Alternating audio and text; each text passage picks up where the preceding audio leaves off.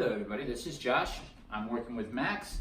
Today I want to show you a very easy concept to teach your dog what you want in a way that actually will work, okay? So what we're going to do is we're going to be very clear with our dogs. We're going to find something that's valuable as a reward for Max. He's enjoying this. And also something that's valuable as a consequence, which is the e-collar. I got a 6 on here. I might even go down to a 4 if he gets better connection. You can see with all the fluff, right? But I want a level that he cares about, but right now I'm not looking to punish. I'm just looking for something that he's like, ooh, yeah, that's there, but it doesn't freak him out. That seems to be the 6 right now. What I'm going to do is I'm going to ask him to do the command that I'm looking to train. I'm using it down. He goes into the down, good, food. Gets out of the down, no, correct. Black and white here guys, very simple, very clear to the dog. Now that he's in a down, I'm going to start adding distractions. He gets up, no, correct. He stays in the down, good, food, okay?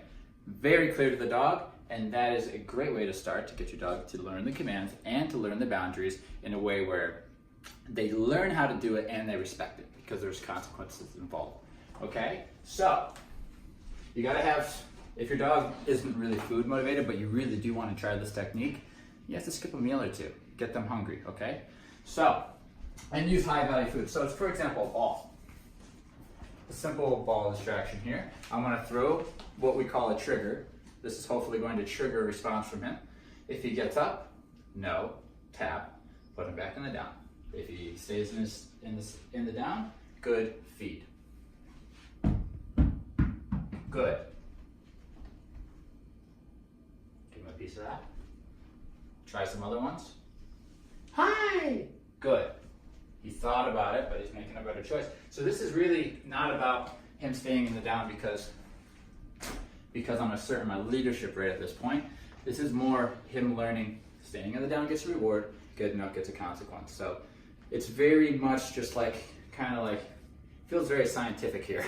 It doesn't feel personal. If he gets up, I'm not like, I told you to down. It's just no with a marker, boom, let's try again. So, we're using two motivations here. That's why this is very successful. The motivation to earn something tasty and the motivation to avoid a correction. Good. So you have to mark it with a good. Notice I'm doing everything, good boy. Notice I'm doing everything in steps. If my dog is struggling with the door, I'm going to start with this. Good. Right? I'm not just going to have somebody come through the door.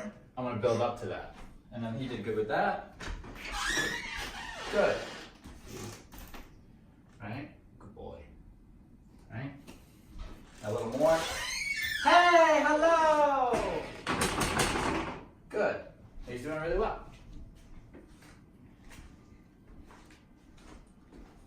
Let me try to get something that'll actually make him make a mistake here. Because that's important too. We want him to learn what happens when he makes a mistake. There we go. This is how to do it. Wishes. Good. So Max learned really fast that staying in the down gets What if he doesn't really know me? Yeah. Try baby top. Hi! No. Tap on the e-collar, goes back in his down. Good. Generally, we don't feed on that because we don't want to give mixed messages, okay? Then we found a trigger that worked, so now we repeat. Go ahead, Julie. Hi! Oh, you're so cute. Good.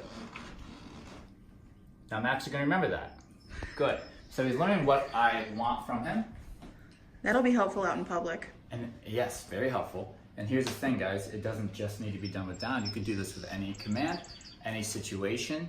When you're proofing your dog, meaning they know the command, but you want to start adding in more and more distractions, this is a great way to teach your dog exactly what you want, exactly what you don't want in a very effective way.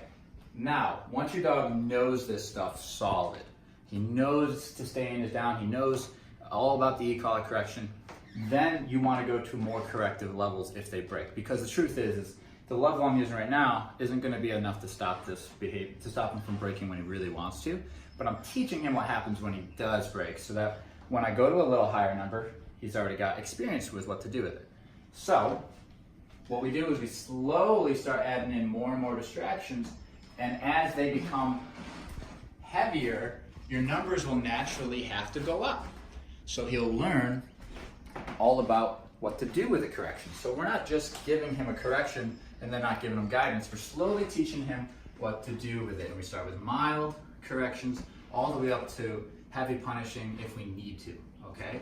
And the dog won't be freaked out because they'll know exactly what's going on. Go boy. Also, it creates patience, you know? So this is a great way to train. It's great to do for place, it's great to do for down, it's great to do for recall. It's a fantastic way to start thinking about training. You're going to be black and white with your dog. Good, keep doing that. No, do less of that, okay? Go and use it, guys. We got a pepperoni on the floor because we're cool. Dance with me. Good boy. Good boy. Good. Hold. Yes. Roll over. Yes. Speak. Yes. No. High five. High five.